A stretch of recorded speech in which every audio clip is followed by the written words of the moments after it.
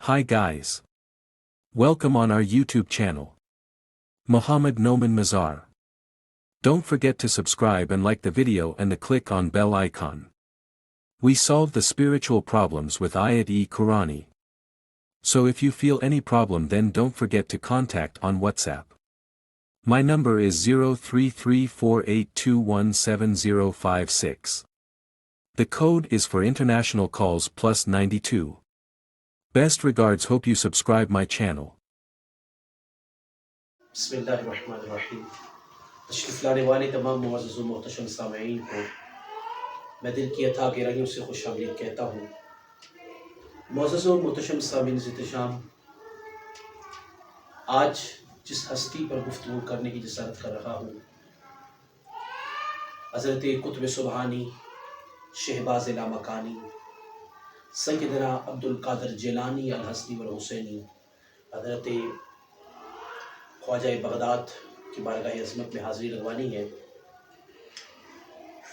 سب سے پہلے ایک آیت مقدسہ اور اسی کی مفہوم میں چند باتیں، بلکہ اس سے پہلے ایک جملہ کہ یک زمانہ صحبت باولیاء بہتر از 100 سالہ طاعت بے ریا۔ یہ اللہ کے ولی کی صحبت میں ایک لمحہ بیٹھنا 100 سال کی بے ریا عبادت سے بہتر ہے۔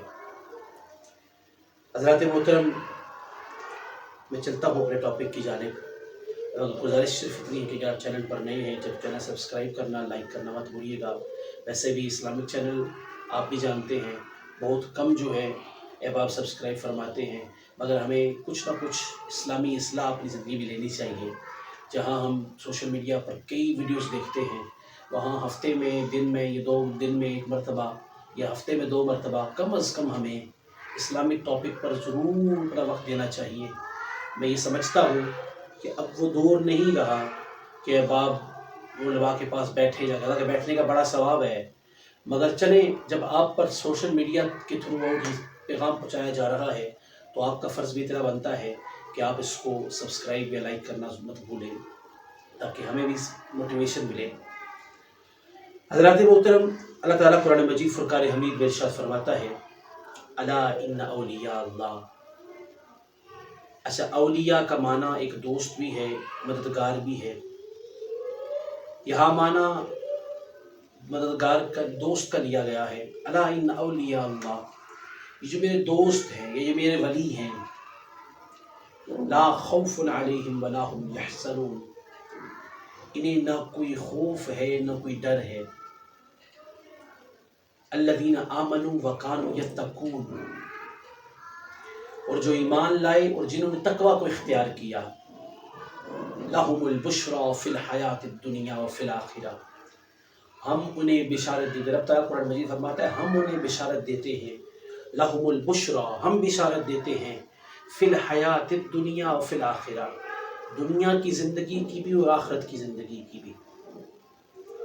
لا تبدیل لکلمات اللہ، اور اللہ کا کہا جو ہے، لا تبدیل لکلمات اللہ، یہ رب کا کہا بدلا نہیں جا سکتا، یعنی یہ تبدیل نہیں ہوگا۔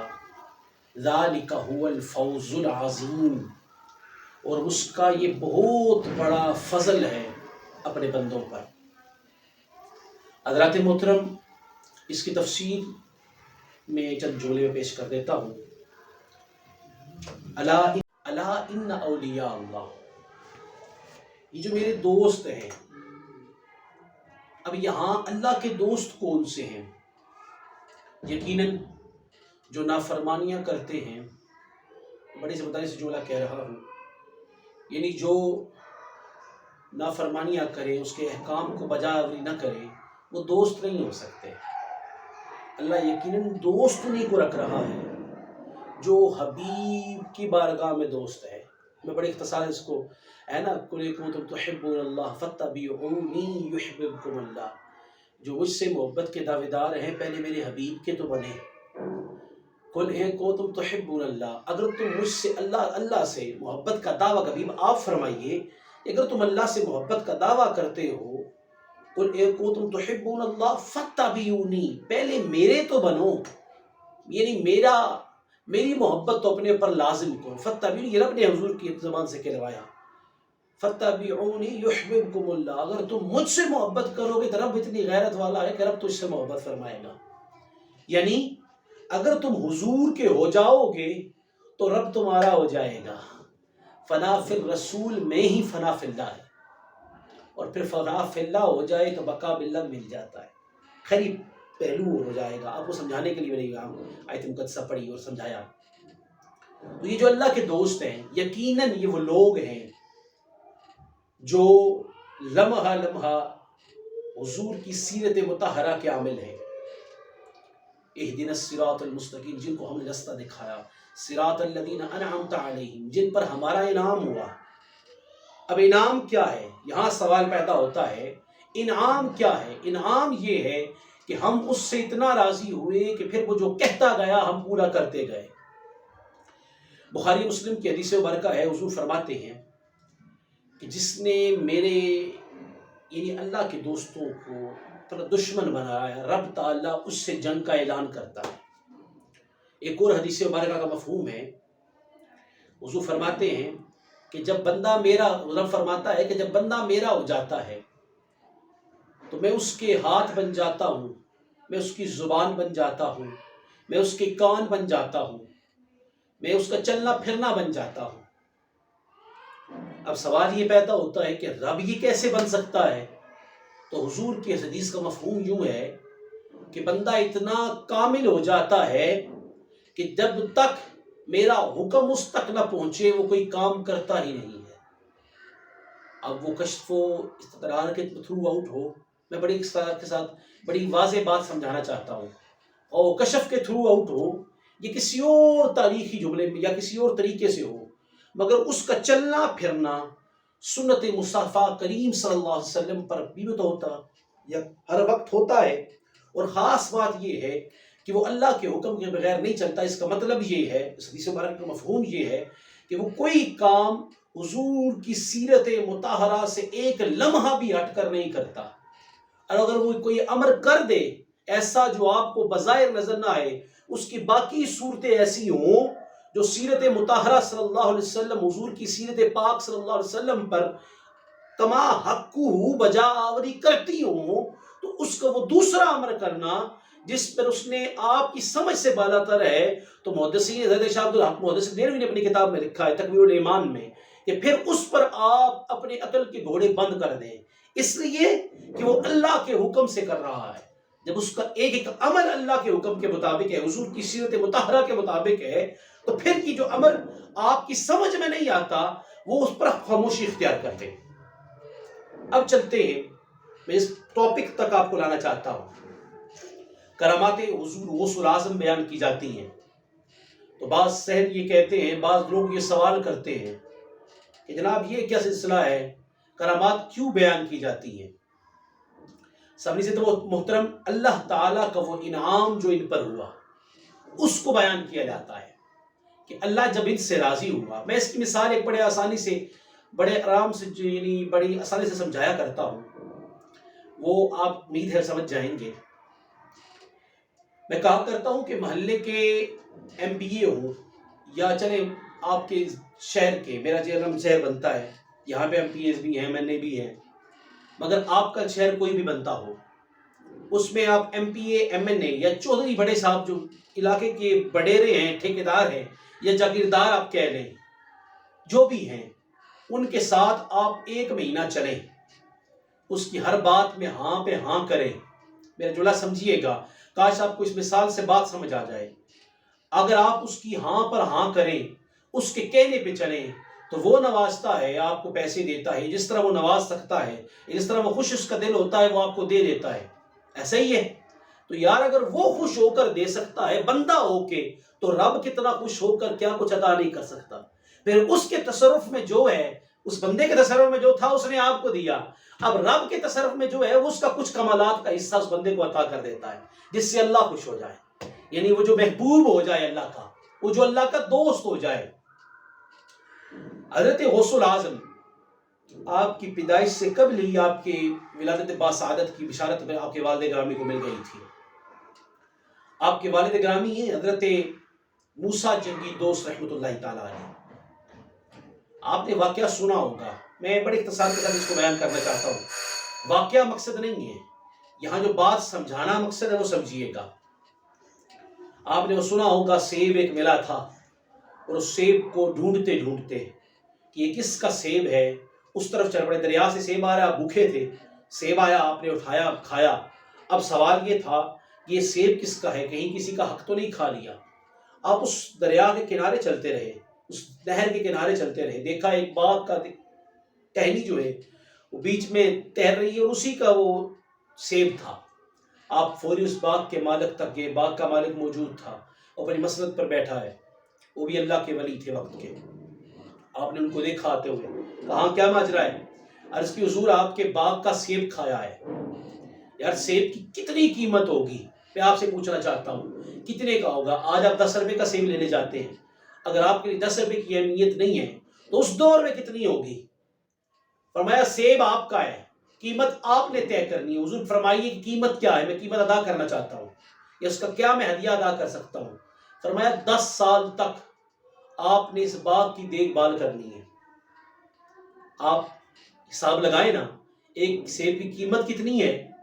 یہ 10 سال تک آپ نے باغبانی کرنی ہے. آپ اور ہم جیسے ہوتے، وہ صاحب تقویٰ تھے، انہوں نے کہا کہ میں یہ نہ ہو کہ یہ لقمہ میرے لیے آخرت میں گلے کی ہڈی بن جائے. انہوں نے کہا حضور ٹھیک ہے.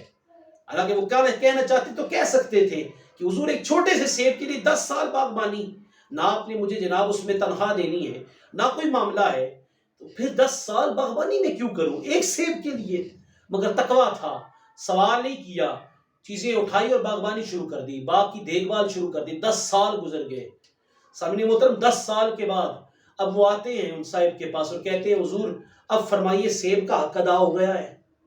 ایک لمحے کے لیے رکے گا، اگر وہ رضا میں اس مقام پر تھے تو پھر کیا ماجرا ہوگا. حضرت غوث اعظم جیسی ہستی نہیں آئے گی جس کا باپ اس پاکیزہ صورت میں ہو اور جن کی والدہ. آپ نے فرمایا کہ ابھی نہیں، ابھی تمہیں میری بیٹی سے شادی کرنی ہے. فرمایا حضور ٹھیک ہے، اگر اس سے حق ادا ہو جاتا ہے، ایک سیب کا حق ہے بھائی، فرمایا اس سے حق ادا ہو جاتا ہے تو ٹھیک ہے، میں کر لیتا ہوں شادی. فرمایا اچھا جس طرح حکم ہے میں کر لیتا ہوں. فرمایا اچھا ایسا ہے کہ وہ اندیوی ہیں، وہ ہاتھ چلنے سے قاصر ہیں، پاؤں چلنے سے قاصر ہیں، جسے آپ معذور کہتے ہیں، وہ معذور ہے. آپ نے ایک لمحے کے لیے سوچا، مگر پھر سوچا کہ کہیں میں رضا کے مقام سے نہ ہٹ جاؤں. میں بڑی ذمہ داری سے جملہ کہہ رہا ہوں، کہیں میں اس کی رضا کے مقام سے کوئی وہ لقمہ میرے لیے ایک میں اجل نہ بن جائے. لقمہ خراب جو ہے وہ میرے لیے باعث سے شفاعت بننے کے بجائے، باعث سے راحت بننے کے بجائے کہیں میرے لیے مسائل کا باعث نہ بن جائے. اس سیب کا حق ادا کرنے کے لیے اور فرمایا ٹھیک ہے، میں اس بیٹی سے شادی کرنے کے لیے تیار، آپ کی اس بیٹی سے شادی کرنے کے لیے تیار ہوں. نکاح کرایا گیا. آج کا زمانہ تو نہیں تھا نا، آج کل تو ہوتا ہے پہلے جناب ہم دیکھتے ہیں، پھر ہم خطوط بیچتے ہیں یا فون پر میسیجز ہو جاتے ہیں. آج کل کا دور ایسا ہے، جب تک فل کے گپ شپ تو 3 سال مار لی نہ جائے، ہر بات اس سے شعر، ہر راز و نیاز کی باتیں یا ہر گناہ والی بات جو ہے وہ غیر محرم سے شیئر نہ کرنے، ہم کو سکون نہیں آتا، وہ سکون نہیں آتا. حالانکہ شریعت اس کی اجازت نہیں دیتی. شریعت کہتی ہے اس دور میں اگر آپ دیکھنا چاہتے ہیں تو ایک مرتبہ دیکھ سکتے ہیں، مگر یہ نہیں ہے کہ آپ اسے گپ شپ شروع کر دیں. ہمارے ہاں تو 2-3 سال جب تک گپ شپ نہ ہو جائے اس وقت تک بات ہی نہیں مانتے نا کہ ہم نے نکاح کرنا ہے، اور اس طرح 2-3 سال کے بعد بھی دل نہ بہلے تو کہیں جی ٹھیک ہے اللہ حافظ، ہمارے بچے کا دل نہیں ہے. خیر یہ ایک علیحدہ پہلو ہے، میں اس ٹاپک پر نہیں ہوں. میں جو بات سمجھانا چاہتا ہوں، آپ گئے کمرے میں داخل ہوئے، اب نے پہلی مرتبہ ان کو دیکھا تو آنکھیں بھی ٹھیک تھی، ہاتھ بھی ٹھیک تھے، پاؤں بھی ٹھیک تھے. آپ اسی لمحے پلٹ گئے، یہ نہیں ہے کہ پاس جا کے بیٹھ کے بات کی ہو، اسی لمحے پلٹ کے واپس آئے.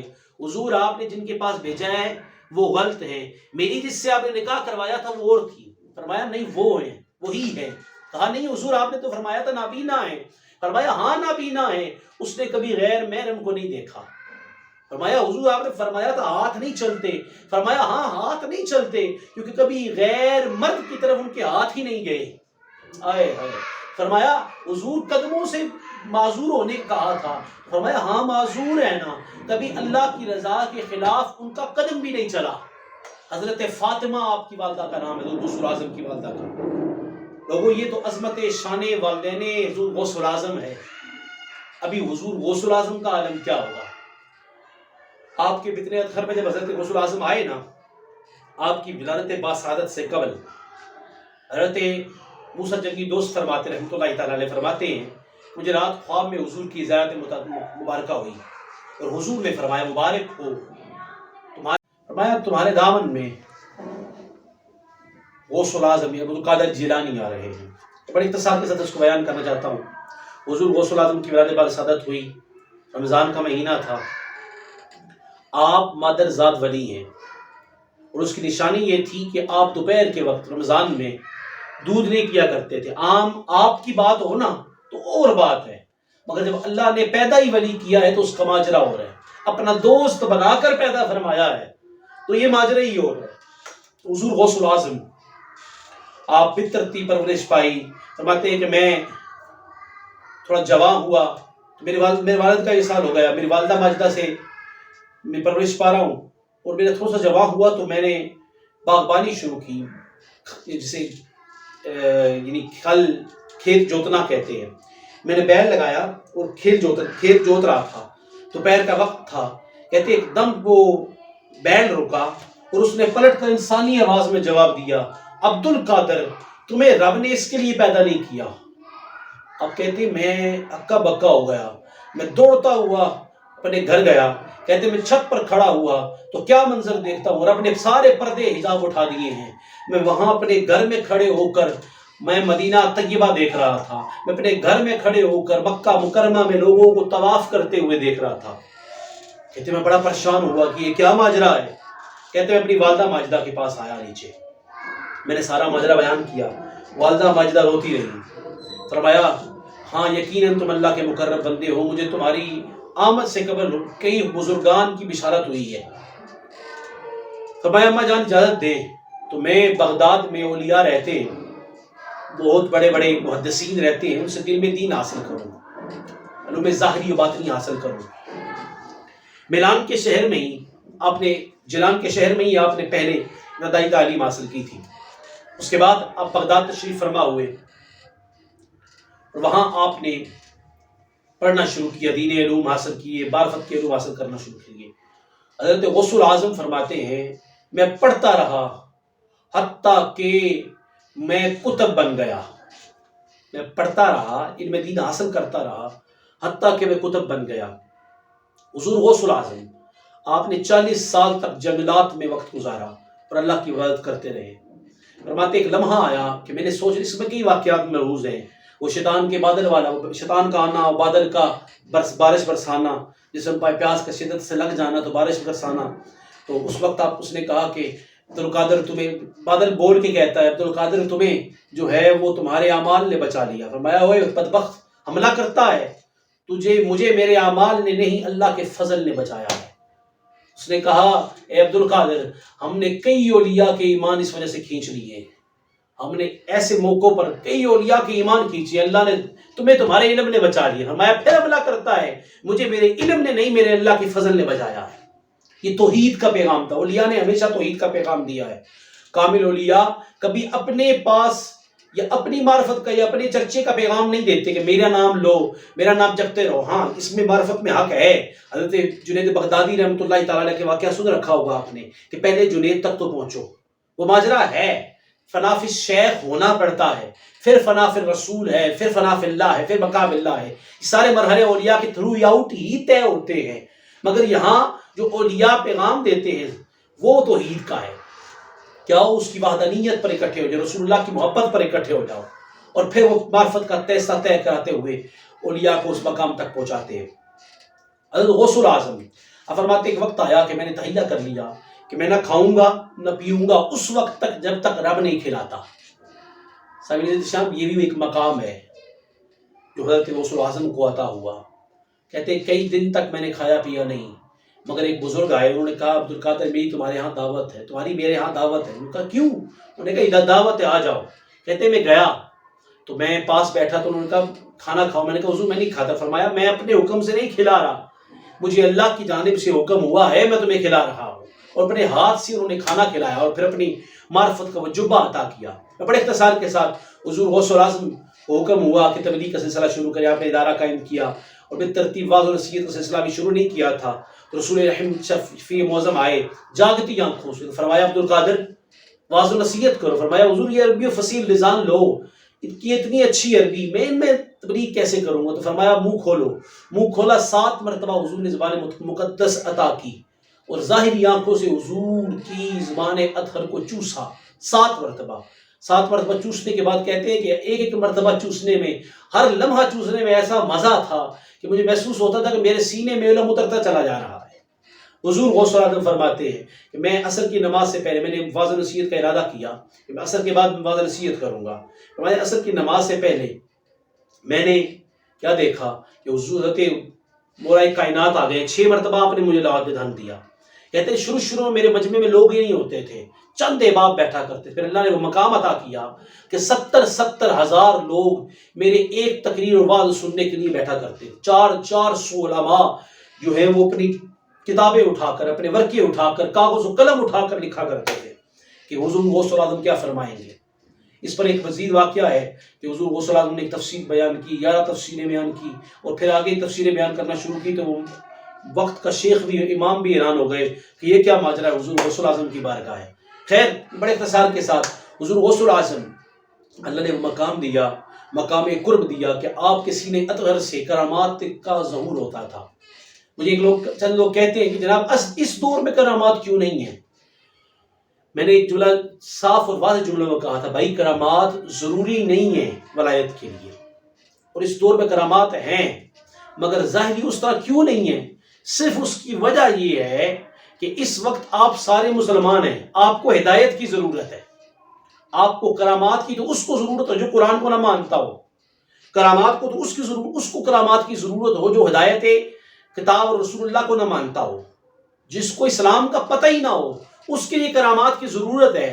مگر جو اسلام کی خبر رکھتا ہے اسے کرامات کے لیے استقامت کی اور سنت مطہرہ پہ چلنے کی ضرورت ہے. اور وہی پیغام آج اولیاء اللہ دے رہے ہیں، اور میرے مرشد مبارک نے مجھے وہی پیغام دیا ہے. حضرت اخوندزادہ پیر سیف الرحمن مبارک نور اللہ مرکزہ کے جگر گوشہ آل ارچی مبارک کے یہ چمکتے ہوئے چراغ ہیں. حضور شیخ الحدیث حضرت مولانا محمد حمید جان صفی مبارک دامت برکاتہ القدس، آپ نے مجھے یہی پیغام دیا ہے کہ بیٹا استقامت بڑی چیز ہے. بلکہ آپ ایک پیغام دیا کرتے تھے، دیکھیں اولیاء کا ایک تصرف ہوا کرتا ہے اور ایک پیغام کا ایک طریقہ ہوا کرتا ہے. کہتے ہیں پشاور میں اس بات کو کمپلیٹ کرتا ہوں جلدی میں. پشاور میں میرے ایک دوست ہیں، ان کو ڈاکٹر نے دی دوائی. اب سمجھانے کا پیر کا طریقہ دیکھیے گا، معرفت میں ہر پیر ایسا نہیں ہوتا. میں نے بڑے بڑے پیروں کو دیکھا ہے، وہ کہتے ہیں چندہ آنے دو باقی جانے دو. مگر یہاں بات یہ ہے کہ اللہ کی رضا کے لیے چلو، بس مجھے کچھ بھی نہ دو، میرے لیے میرے پاس بھی نہ ہو، مگر اگر آنا چاہتے ہو اپنے لیے آنا چاہتے ہو، اللہ کی رضا کے لیے آنا چاہتے ہو، اپنا معرفت کا رسہ طے کرنا چاہتے ہو، تو کم از کم اللہ کی رضا پہ چلنے کی کوشش کرو، لمحہ لمحہ اس کی رضا پہ راضی ہو. میرے مرشد مبارک کا عموماً فرمان یہ ہوا کرتا ہے. آپ نے واقعہ بیان کیا، فقط فرمایا پشاور میں ایک دوست تھا، اس کو ڈاکٹر نے دی دوائی. اس ڈاکٹر نے کہا کہ جناب آپ کو یہ دوائی اثر کرے گی اس صورت میں جب آپ 40 قدم یا 10 قدم جو ہے کم سے کم آپ اس دوائی کو کھانے کے بعد چلیں گے. فرمایا دوائی پکڑو، یہ رکھو پاس. میں نے کہا کیوں حضور؟ فرمایا 1 قدم کبھی اللہ کی رضا کے بغیر نہیں چلا، تو 40 قدم کی بات کرتا ہے. دوائی اٹھا، اللہ جانے میں جانوں. سمجھے شام، کاش ہمارا تقوی اس مقام تک آ جائے. دعا کیجیے کہ اللہ مجھے بھی تقوی اس مقام کا عطا کرے کہ لمحہ لمحہ اس کی رضا پر آ جاؤں. حضور غوث الاعظم، غوث اعظم درمیان انبیاء، درمیان اولیاء، چو محمد درمیان انبیاء. فرماتے میرا معرفت کا مقام اللہ تعالیٰ نے وہ دیا ہے کہ اس طرح انبیاء کرام میں حضور نبی رحمت شفیع معظم کا مقام ہے، اسی طرح اولیاء اللہ میں اللہ نے مجھے وہ مقام دیا ہے کہ جس طرح میرا مقام اس مقام کے برابر ہے کہ کسی اور کا مقام ایسا نہیں. حضرت غوث الاعظم خواجہ بغداد، آپ کے ہاں بیک وقت 800 1000 طلباء پڑھا کرتے تھے. بہت بڑا ادارہ. کاش ہمارے آج کل کے پیران نظام کو بھی نصیحت و رواج شروع ہو جائے کہ ہم ادارے بنانے کے لیے اتنا مضبوط کریں کہ 800 900 طلباء فقہ پڑھیں یا قرآن و حدیث پڑھیں، تاکہ کم از کم نسلیں جو ہیں وہ قرآن و حدیث تک پیغام پہنچائیں، اور جب تک وہ رہیں گے آپ تک ثواب ملتا رہے گا. ایسے ادارے کرنے والے، تعمیر کرنے والے اور ایسے ادارے میں تعاون کرنے والوں میں کو بھی اللہ تعالیٰ قیامت تک ثواب دیتا رہے گا. خیر یہ ایک لمبی بات ہے، انشاءاللہ اس کی طرف بھی میں جا رہا ہوں، اللہ مجھے اس کی توفیق عطا فرمائے. سمجھ احتشام، حضرت غوث العظم آپ کے ادارہ میں صرف بغداد سے نہیں، ملک پوری دنیا کے ایک مختلف گوشوں سے احباب جلوگر ہوا کرتے تھے اور دینی تعلیم حاصل کیا کرتے تھے۔ ایک مائی نے، میں ایک واقعے سے بات سمجھانا چاہوں گا کہ حضور غوث العظم کے ادارے کا عالم کیا تھا۔ صرف ایک واقعہ، یہ واقعے سے بات سمجھنا مطلوب ہے، اور ایک واقعہ اور بس اس پیش کر کے میں اجازت چاہوں گا۔ کافی ویڈیو ہو گئی، لائک کرنا سبسکرائب کرنا مت بھولیے گا۔ شام حضرت غوث العظم کی بارگاہ میں ایک مائی آئی اپنا بچہ لے کر، کہا یہ دین کی تعلیم کے لیے دینا چاہتی ہوں۔ حضور غوث العظم نے داخل فرما لیا۔ ایک ہفتے کے بعد یا 1.5 ہفتے کے بعد وہ مائی آتی ہے، وہ دیکھتی ہے اپنے بچے کو، بچہ پہلے سے سکڑ گیا ہے، کمزور پڑ گیا۔ مائیاں ہوتی ہیں مائیں، وہ تھوڑا سا بھی فرق پڑے تو بڑا محسوس کرتی ہیں، بچہ ہے نا، اولاد ہے، بچپن سے پالا ہے۔ تو وہ بھی پڑھنے کی وجہ سے تھا، یہ کیا ترتیب تھی، خیر دیکھا کہ بچہ دال کھا رہا ہے، بڑا پریشان ہوئی، حضور غوث العظم کی بارگاہ میں شکایت کرنے آئیں کہ حضور کو توجہ کریں اس کی طرف بھی۔ دیکھا کہ آپ مرغا کھا رہے ہیں، فرمایا حضور سمجھ نہیں آئی، وہ دال کھا رہے ہیں آپ مرغا کھا رہے ہیں۔ مسکرائے، حضور غوث العظم جواب نہیں دیا۔ اس نے کوئی اور بات کی تو حضور غوث العظم نے وہ جو ہڈیاں تھی وہ طلباء کو اکٹھا کرنے کا کہا، پوری دین کو اکٹھا کرنے کا، اکٹھی کی گئی۔ اب یہ اللہ کا تصرف ہے، اللہ نے یہ تصرف عطا کیا ہے۔ اللہ نے وہ مقام میں نے ایک جملہ کہا تھا کہ جب اللہ راضی ہو جاتا ہے تو اپنی نعمتوں میں سے، اپنے عنایات میں سے کچھ چیزیں عطا کرتا ہے، اپنے کرم میں سے کچھ چیزیں عطا کر دیتا ہے اولیاء کو۔ آپ نے ایسے ہاتھ پھیرا ہڈی پہ، وہ جلد بھی بن گئی اور مرغا کھڑا ہو گیا، اللہ کی طرف سے یہ ہدایت تھی۔ تو حضور غوث العظم نے جملہ جو کہا وہ تاریخی تھا۔ فرمایا مائی جب تیرا بیٹا اس مقام تک آ جائے گا، جملہ سنیے گا، تیرا بیٹا اس مقام تک آ جائے گا نا تو اس وقت تیرا بیٹا مرغے بھی کھائے گا، اس وقت اس کو دال کھانے دے، اس کو محنت کرنے دے۔ سمجھے شام، واقعات تو بہت ہیں جہاں اولیاء، جہاں حضرت غوث العظم کی ولایت کا جو ہے وہ اقرار اللہ کی جانب سے اور جو عنایات ہیں اس پر بات کی جا سکتی ہے، مگر ایک واقعہ میں نے آپ سے وعدہ کیا تھا پیش کر کے میں اجازت چاہوں گا۔ حضرت غوث العظم آپ بے نیازی یہ ہے کہ آپ حج کے لیے جا رہے ہیں اور حج کے لیے جاتے وقت آپ نے ایک علاقے میں قیام کرنا چاہا تو اپنے خادم کو کہا، بڑے اختصار کے ساتھ اپنے خادم کو کہا جاؤ اس علاقے میں دیکھو کہ جہاں کسی غریب کی، سب سے غریب کون ہے اس علاقے میں۔ یہ ایک مائی تھی اور ایک باپ بزرگ تھے اور اس کی ایک بیٹی تھی جو بہت غریب تھے، سب سے خستہ حال ان کا گھر تھا۔ فرمایا میں ان کے ہاں مہمان ہوں گا۔ آپ کی شہرت پورے عرب میں تھی، آپ پہنچے اس کے گھر، فرمایا میں تمہارے مہمان ہو سکتا ہوں؟ تو اس نے کہا حضور میری کلی حاضر ہے، اتنا ہے میں حاضر ہے۔ تو حضور غوث العظم نے، آپ نے وہاں قیام پذیر ہوئے تو یہ خبر پورے علاقے میں پھیل گئی، بڑے بڑے امیر کبیر لوگ حاضر ہوئے، حضور آپ ہمارے ہاں تشریف فرماؤ۔ فرمایا نہیں، میں نے ارادہ کر لیا ہے تو میں اسی غریب کے ہاں جو ہے وہ قیام پذیر ہو جاؤں گا۔ اب دیکھیے گا اولیاء کو، اولیاء کی بے نیازی دیکھیے گا، اور میں یہاں سے جو بات سمجھانا چاہتا ہوں وہ بھی سمجھیے گا۔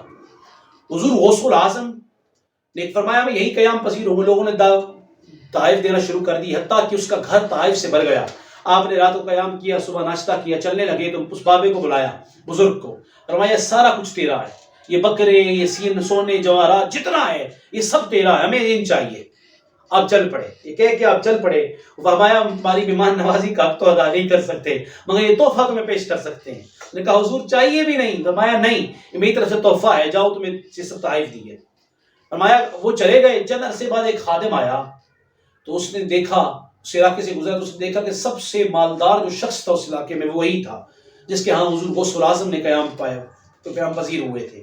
تو پوچھا تمہارے پاس اتنا مال کہاں سے آیا؟ تو اس نے کہا میرے ایک دن کی ایک رات کی عنایت ہے حضور غوث العظم کی۔ اب یہ جو بات سمجھانا چاہتا ہوں وہ یہ ہے کہ اللہ والے بے نیاز ہوا کرتے ہیں، وہ اپنے لیے نہیں اللہ کے دین کے لیے اکٹھا کرتے ہیں، اگر کرتے ہیں اپنی ذات پر نہیں لگاتے، اپنی ذات کے لیے اکٹھا نہیں کرتے۔ وہ یہ نہیں چاہتے کہ مجھے مال دو، وہ کہتے ہیں اللہ کے دین کے لیے۔ ہاں اگر وہ کہتا ہے مجھے مال دو، اس کے پسے کچھ وہ خدمت دین کر رہے تو ملحوظ یہی ہوتا ہے، سنت مصطفیٰ کا پیکر ہے، اور اگر یہ ململات سامنے ہیں کہ مدارس کو بلڈ کر رہے ہیں وہ، تو اس کا ملحوظ یہی ہوتا ہے کہ ہم نے دین کے لیے لگانا ہے، اپنی ذات پر نہیں لگانا۔ وہ اپنی ذات سے بے نیاز ہوتے ہیں۔